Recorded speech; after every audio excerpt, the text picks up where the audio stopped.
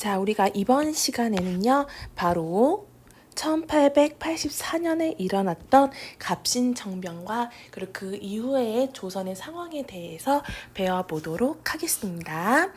자, 먼저 우리가 그 전에요, 이 갑신정변을 일으켰던 세력이 이제 나중에 배우겠지만 어떤 세력이냐면 우리가 서양의 문물을 받아들이자 라고 주장하는 개화파 중에서도 이제 급진적으로 빠르게 개화를 하자라고 주장을 했던 급진개화파가 일으킨 사건입니다. 그래서 우리가 갑신정변이라는 사건을 본격적으로 배우기 전에 개화파에 대해서 먼저 살펴보도록 할게요. 먼저 이 개화파라는 세력이 형성되기 전에 조선에서는요, 이미 조선 후기 때 뭐 박지원, 홍대용, 박제가와 같은 우리가 실학자들, 그 중에서도 청나라, 북쪽에 있는 청나라를 배우자라고 하는 북학파 실학자가 가장 근원적인 조상이라고 할 수 있겠습니다. 그리고 뭐 1860년대 때부터 서양과 통상, 무역을 하면서 서양의 그런 문물을 받아들이자라고 하는 개화, 통상 개화론자가 있었어요. 그 인물로는 우리 많이 배웠죠. 박규수, 제너럴 셔먼호 사건 때 평양 감사였던 박규수와 오경석, 유홍기라는 인물이 있었고요. 이들의 영향을 받아서 형성이 된 게 바로 개화파입니다. 근데 이 개화파 내부에서요, 이제 여러 가지 의견으로 온건개화파와 급진개화파로 나뉘어지게 됩니다. 그래서 말 그대로 온건개화파는요, 서양의 문물을 받아들이되 약간 조심스럽게 온건하게 받아들이자라는 세력이 되겠고요. 급진개화파는 급할 급자예요. 받아들이려면 빠르게 많은 걸 받아들이자 라고 주장했던 세력입니다. 여러분은요, 이 온건개화파와 급진개화파의 내용을 구분할 줄 알아두셔야 되겠습니다. 자, 먼저 이들의 정치 성향에는요, 어떤 차이점이 있냐면요, 온건개화파는요, 우선은 청나라, 중국의 청나라와 우호 관계, 그러니까 좋은 관계는 계속 유지하자라고 주장했던 개화파입니다. 반면에 급진개화파의 정치 성향은요, 우리 옛날부터 이 청나라의 간섭을 많이 받아왔다. 하지만 이제는 우리는 빠르게 완벽하게 180도의 모습으로 변해야 되기 때문에 청의 내정 간섭을 벗어나자, 탈피하자라고 주장을 하게 됩니다. 그리고 이 온건개화파의 그런 롤모델, 이 개혁 모델이 어느 나라, 어느 운동이었냐면요, 바로 온건개화파는요, 우선은 청나라와 우호 관계를 유지하고 싶었어요. 그래서 롤모델이었던 나라가 바로 청나라였는데요. 당시 청나라도 근대화 운동을 진행하던 중이었습니다. 이 그 중에서도요, 청나라는요, 양무 운동이라고 해서요, 서양의 무기를 받아들이자라고 주장을 했던 운동이 있었습니다. 즉, 이 청나라의 양무 운동은요, 그런 서양의 무기, 기술은 받아들이되 뭐 서양의 의회 제도와 같은 정치 제도는 거부하고 청나라의 그런 황제 중심 체제, 왕조는 유지하자라고 이제 주장하는 게 바로 양무 운동이었고요.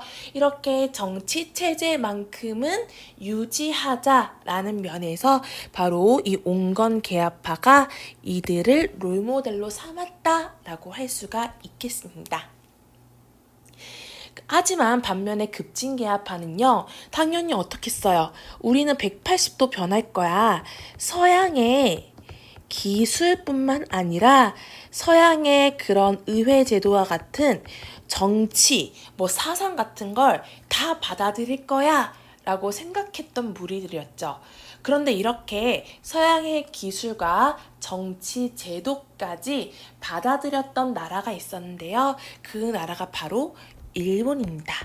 일본은요, 이 메이지 유신을 통해서요, 서양의 그런 기술뿐만 아니라 의회 제도까지 받아들이게 됩니다. 그래서 이 급진개합파는요, 롤모델이 국가로서는 일본이었고요. 일본의 근대화 운동인 메이지 유신을 롤모델로 삼았다라고 살펴주시면 되겠습니다. 그래서 개혁 방향도 같은 맥락이에요. 우리는 동양의 정치와 사상, 전통 질서는 유지할 거야. 다만 청나라의 양무 운동처럼요. 서양의 과학 기술만을 수용할 거야 라고 하는 동도서기를 주장하게 됩니다. 이때 동도서기의 뜻은 무엇이냐면요. 동양의 도, 즉 이때 도자는 질서, 사상이라고 생각하면 돼요. 동양의 사상은 유지하겠고요. 서양의 기술만을 우리는 받아들이겠다 라고 주장하던 세력이라고 할 수 있겠습니다. 반면에 급진개합파는요, 서양 과학 기술뿐만 아니라 근대의 사상과 제도, 모든 것들을 수용하겠다 라는 그런 의견을 펼치게 되고요. 대표적인 인물로는요, 온건개합파로서는 김윤식, 김홍집, 어윤중이 있고요. 급진개합파로서는 김옥균, 박영효, 홍영식, 서광범이라는 인물이 있었고, 바로 이 인물들이 중심이 되어서 갑신정변이 일어나게 되는 겁니다. 자, 그렇다면 이들이 갑자기 정변을 일으킨 이유가 무엇인지 먼저 우리는 이 배경부터 살펴봐야 되겠죠? 자, 사실 우리가 저번 시간에 말했듯이 어떤 사건을 배웠었냐면요. 이모군란이 일어났었어요. 근데 이 이모군란은 결국 어느 나라의 도움으로 진압이 되었다? 그쵸? 청나라의 도움으로 우리가 이모군란이 진압이 되면서요. 청나라와 우호 관계를 지냈던 친청 세력들이 정부 내에서 세력을 강화시키고 있었고요. 당연히 외국으로서는 청나라가 조선에 대한 영향력이 강화되고 있었습니다.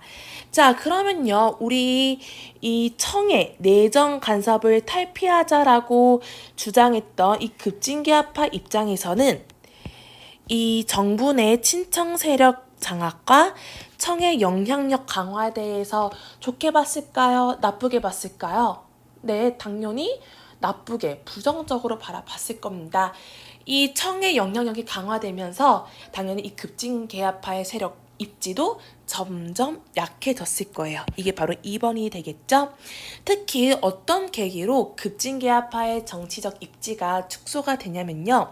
저희 김옥균이요. 이제 우리나라의 이런 재정 상태가 이제 궁핍하다 보니까 차관, 즉 다른 나라로부터 돈을 빌리려고 했었어요. 다른 나라로부터 돈을 빌리는 걸 우리가 차관이라고 하는데, 김옥균은요, 미국과 그리고 일본으로부터 돈을 빌리려고 했었지만 결국 실패하고 합니다. 자, 그렇다면 정부 입장에서는요, 당연히 이 차관 도입을 실패한 김옥균이 속해 있는 급진개합파를 좋게 봤을까요? 당연히 좋게 안 봤겠죠? 그러면서 정치적인 입지가 축소될 수밖에 없었고요. 또 급진개합파의 일부 사람이었던 박영효도요, 이제 지방으로 좌천되는 모습을 보이게 됩니다. 그래서 이 급진개합파들은요, 어떻게 하면 우리가 이 정부에서 세력을 장악할 수 있을까? 이 청나라를 물리치고 우리가 어떻게 하면 이 정부에서 세력을 장악할 수 있을까? 이 기회를 엿보다가요, 드디어 84년에 그 기회를 잡게 됩니다. 그게 바로 청푸전쟁이에요. 청푸전쟁은요, 청나라랑 프랑스 간의 전쟁인데요. 이 청나라와 프랑스가 왜 전쟁을 하게 되느냐? 이 베트남을 가지고 청을 가질 것이냐, 프랑스가 가질 것이냐라고 대립한 사건이에요. 자, 그러면 이 청의 입장에서는요.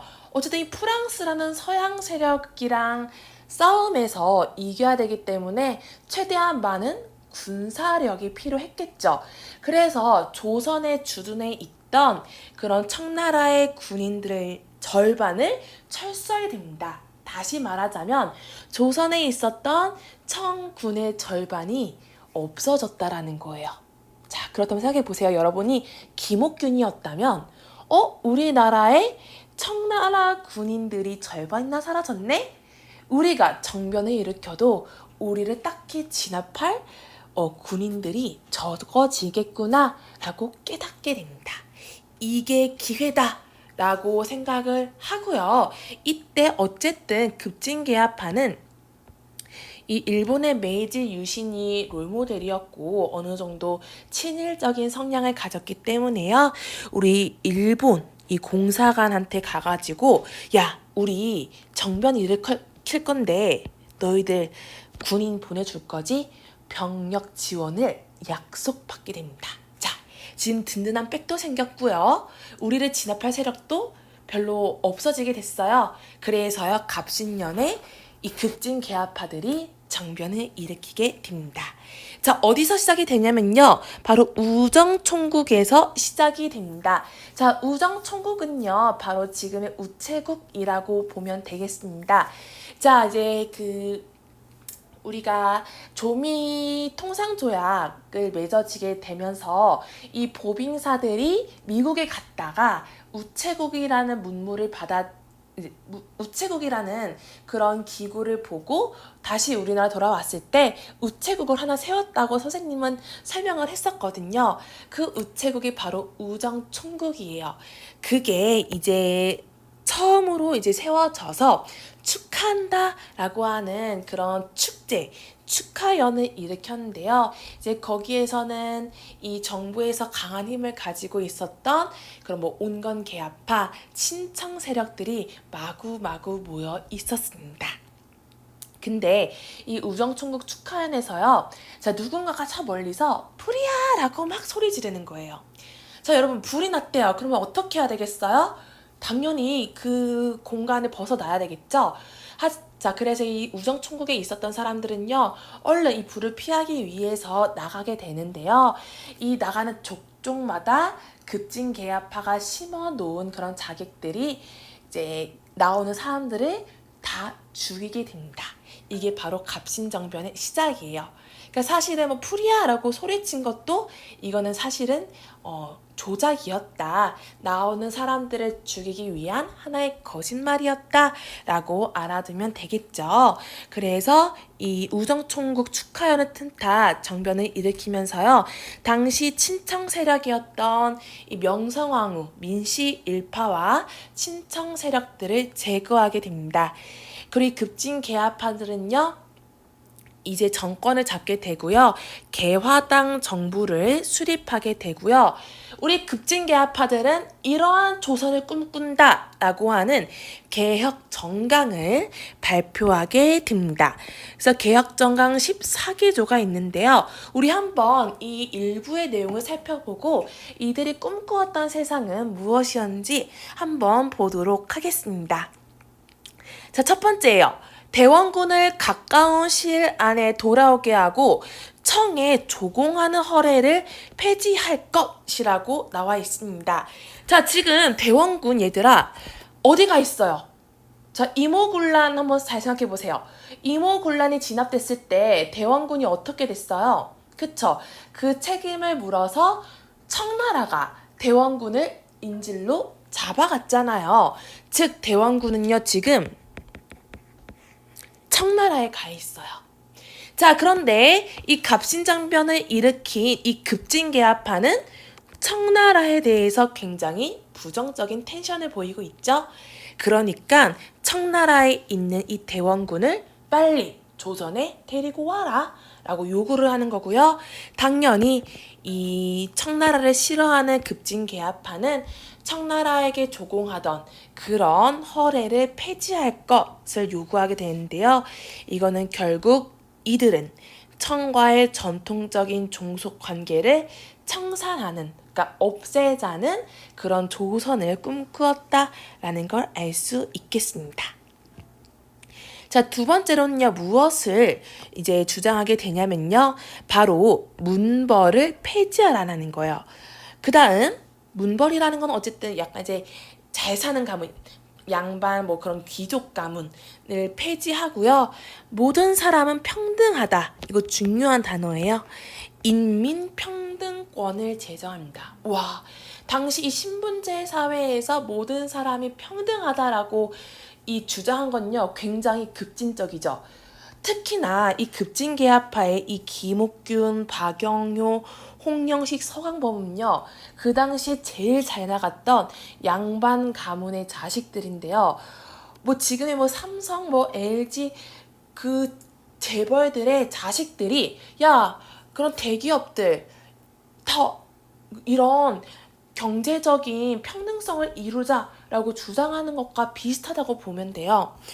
모든 사람은 똑같아야 된다. 이런 인민평등권을 외쳤다라는 게 굉장히 급진적이라고 볼 수가 있겠죠. 그래서 능력에 따라서 관리를 임명할 것을 주장하게 됩니다. 이것은 결국 이들은 모든 사람이 평등한 인민평등권을 주장했다라고 알 수가 있겠죠. 자, 그 다음 세 번째로는요, 지조법을 개혁하자라고 하는데요. 이 지조법은 하나의 토지 제도 개혁이에요. 그러니까 어느 정도 이런 백성의 입장을 고려했다라고 할 수가 있겠죠. 지조법. 그러니까 이 지조법이라는 단어가 나오면 갑신정변이다라고 우리가 알아두면 되겠습니다. 일단 12조항에서는요. 자, 국가 재정은요. 어디에서 관할할 거냐면요. 호조에서 관할을 하재요. 여러분, 그 조선의 이제 중앙기구 어떤 체제죠? 그쵸? 의정부와 그다음 실질적인 행정의 임무를 하는 육조가 있었죠. 근데 이때 이 호조는요. 재정을 담당합니다. 근데 당시 조선에서 이 백성들한테 세금을 거두는 기구가 너무 많다 보니까 이 백성들이 세금을 이렇게 많이 낼 수밖에 없었어요. 그럼 백성들의 삶은 어떨까요? 너무 힘들어요. 그래서 이 역시 급진계합파들은 이 백성들의 세금 부담을 줄이고자 오직 국가재정은 어디서만 관할을 해달라? 호조에서만 관할을 해달라 라고 주장을 하게 됩니다. 그래서 여러분, 호조에서 재정을 통합하자. 호조의 재정 통합이라는 단어가 나오면 역시 무슨 사건? 갑신정변이라고 알아두면 되겠습니다. 일단 이 13조항이 역시 이 갑신정변의 급진적인 모습을 알 수 있어요. 자, 대신과 참찬, 그러니까 우리 관리들이라고 보면 돼요. 얘네들은요, 한문 안에 의정소에서 매일 회의에서요, 이런 정치적인 일을 결정하자라고 주장을 해요. 자, 이 의정소는요, 지금의 뭐와 비슷하냐면 의회랑 비슷해요. 즉, 이러한 정치적인 일은 왕이 혼자 독단적으로 결정할 게 아니라 우리 국가의 일을 담당하는 관리들이 의정소에 가가지고 회의를 해서 결정하자라는 거예요. 결국 이거는 국왕이 혼자 정치적인 결단을 내리는 전제권을 제한했다라고 우리가 볼 수가 있겠죠. 그래서 이런 면에서 굉장히 급진적인 모습을 보였다. 우리가 이거는 급진계합파의 갑신정변이 주장했던 개혁 정강이라고 볼 수 있겠습니다. 지금 특히 13조항 같은 경우에는 우리 지금 급진계합파의 그런 개혁 방향, 근대 사상과 제도를 수용하자라는 의미와 일맥상통한다라고 볼 수가 있겠죠. 하지만 이 갑신정변은요 3일 만에 끝나고 맙니다.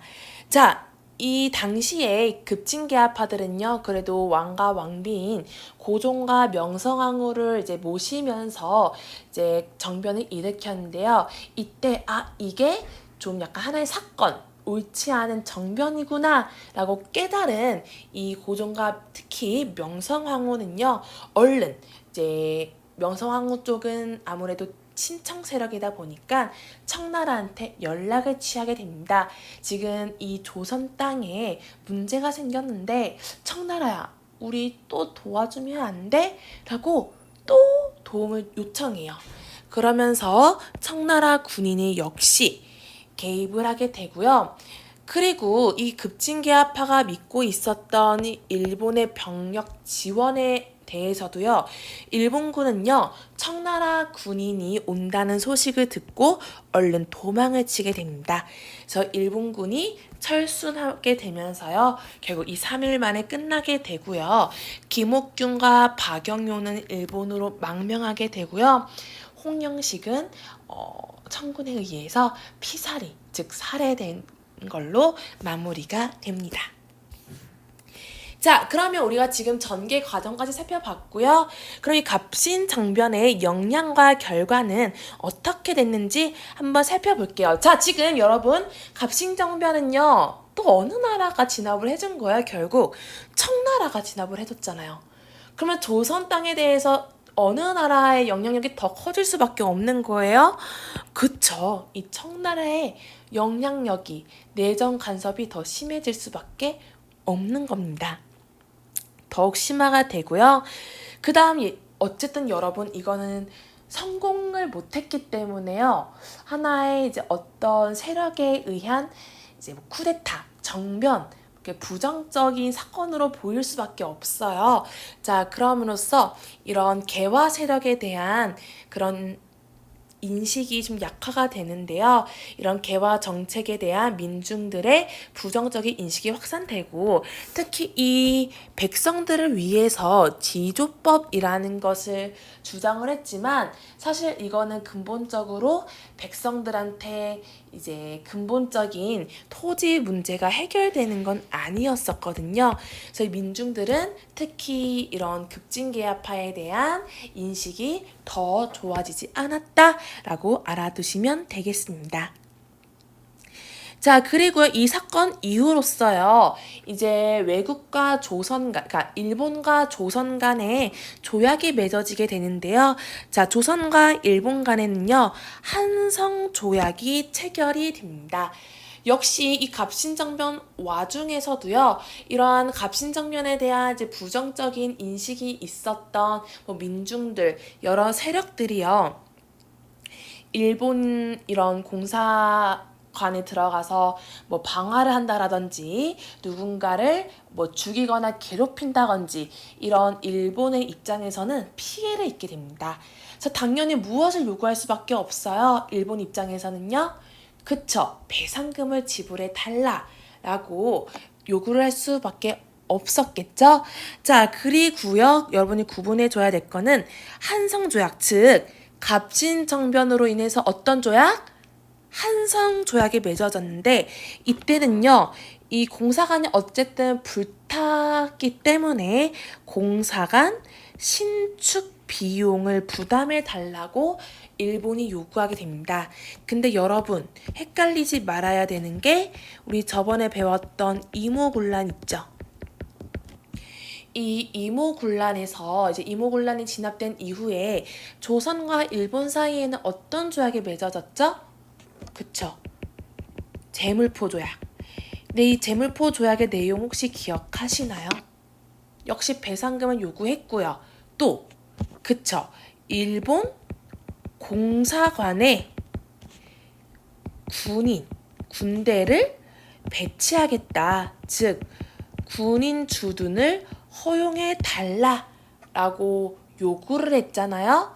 근데 여러분 헷갈리지 말아야 되는 거는 갑신정변 때 체결된 어떤 조약? 한성조약은요.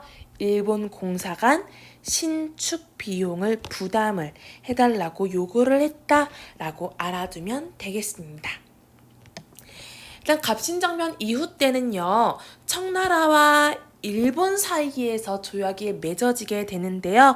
이것은 우리가 이제 중국 청나라의 천진, 즉 텐진에서 맺어졌기 때문에 텐진 조약이라고 합니다. 자, 이 텐진 조약에서는요, 어떤 내용이 맺어지게 되냐면요, 지금 조선 땅에는요, 자, 제물포 조약으로 인해서 일본 군인들이 조선 땅에 주둔해 있어요. 그 다음 이모군란 이후 때 역시 조선 땅에는 청나라 군인, 즉 일본 군인과 청나라 군인이 이 조선 땅에 주둔해 있어요. 그런데 텐진 조약에서는요, 조선에서 청일 양국 군대 동시에 철수시키자. 우리 지금 둘 다 군인 철수시키는 거야, 조선 땅에서. 이걸 약속을 하고요. 만약 어느 한쪽에서 이제 어떤 사건으로 인해 조선에 파병을 할 때는요, 서로에게 알려주자라고 약속을 하게 됩니다. 이게 바로 이 텐진 조약의 내용이에요. 조선에 어떤 사건이 일어나게 되면 이제 사건이 일어나게 돼서 파병을 하려고 할 때 쌍방이 서로 통지해 달라 라고 우리가 지금 문장을 볼 수가 있겠죠. 이게 무슨 조약? 청나라와 일본 사이에 맺어진 텐진 조약이다 라고 알아두면 되겠습니다.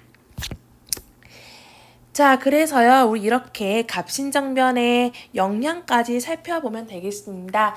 우리 갑신정변의 의의와 우리 한계를 한번 살펴보면요, 의의로서는요, 어쨌든 지금 우리가 처음으로 살펴보는 근대 국민국가 건설을 꿈꾸었던 우리나라 최초의 정치 개혁 운동이에요. 최초라는 점에서 의미가 있었고요. 앞으로 살펴볼 동학농민운동이라던가 갑오개혁에 많은 영향을 주었다는 점에서 의미가 있지만요. 하지만 급진개합파라고 하는 소수의 개합파가요, 너무 급진적인 방식으로 운동을 추진해 나갔다. 그리고 선생님 아까 말했듯이 이 급진개합파 김옥균, 박영효, 홍영식, 서광범은요, 엘리트 중에 엘리트 가문의 엘리트 자식들이에요. 너무 그런 위로부터의 개혁이었다라는 한계점이 있었고요. 그 다음 너무 누구를 믿었다. 우리를 배신하고 철수할 일본의 그런 병력 지원에 대한 약속에 너무 의존했다라는 점에 한계가 있겠고요.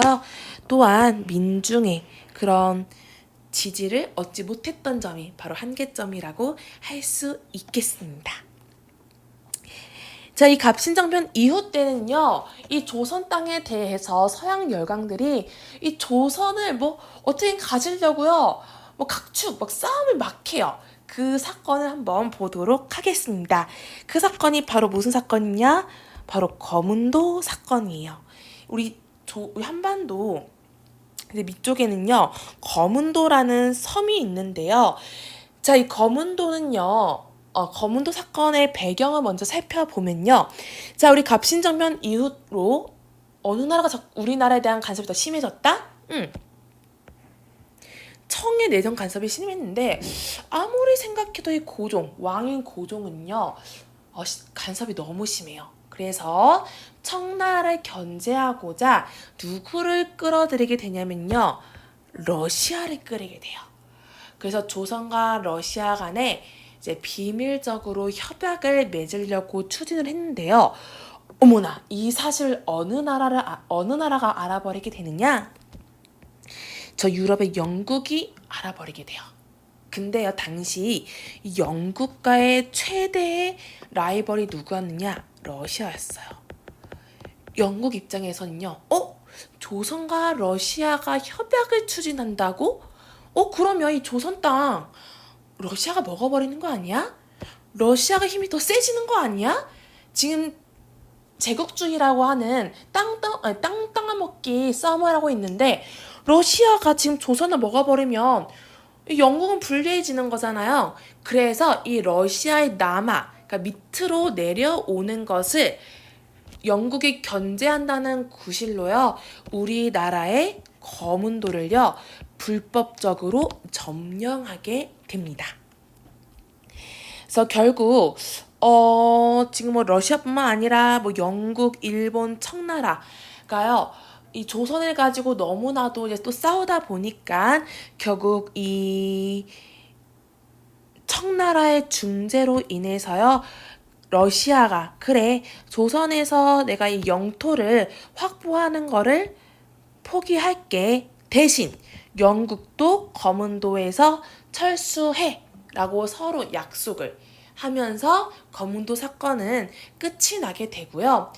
결국 이 거문도 사건도 지금 누구의 중재로 끝나버렸어요. 청나라의 중재로 끝나버렸죠. 그러면 당연히 조선 땅에서 누구의 영향력이 또 세질 수밖에 없어요? 청나라의 내정 간섭이 더더욱 심해졌다라는 겁니다. 그래서 이 청나라의 이제 위안스카이라는 사람을요, 이제 고문이라고 해서 우리나라 그런 이제 뭐 정치 이런 행정 면에서 조언을 해주는 사람을 우리가 고문이라고 하는데요. 우리나라의 고문으로서 청나라의 위안스카이를 파견하게 됩니다.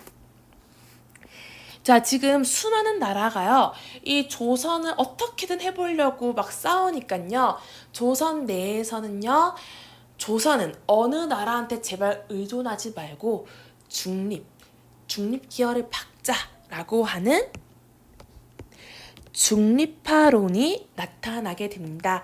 자, 이 중립파론을 대두했던 우리 두 명의 인물을 알아줘야 되겠어요. 바로 독일 사람이었던 부둘러와 우리나라 사람인 바로 유길준입니다. 자, 독일 영사였던 부둘러는요, 조선의 중립파안을 그러니까 정부에 건의하게 되고요. 유길준은요, 자, 중립론이라는 책을 펼치게 되는데, 이 중립의 방법은 뭐냐면요, 한번 사료를 읽어보도록 할게요. 자, 우리나라가 이제 아시아의 중립국이 되어야 되는데 그 방법이 무엇이냐? 중국이 처리해 달라라는 거예요. 결국 유길주는요, 중립의 방법을 바로 청나라를 중심으로 하자. 청나라를 중심으로 조선의 중립을 보장을 해서 독립을 보존하자라고 주장을 했다라고 알아두면 되겠습니다. 자, 우리 이렇게 해서 오늘은 갑신정변과 그 이후에 조선에 대한 각축, 대표적인 사건인 거문도 사건과 이러한 각축 속에서 조선의 중립화론을 주장했던 유길전과 부들러에 대해서 살펴봤습니다. 자, 이렇게 해서 우리 갑신정변을 끝냈고요. 자, 다음 시간부터는요, 오늘은 이 엘리트들의 근대화 운동이었던 갑신정변을 살펴봤다면요, 다음 시간에는 저 밑에 있었던 계층, 바로 농민들이 드디어 목소리를 냅니다. 동학농민운동에 대해서 살펴보도록 할게요. 수고하셨어요.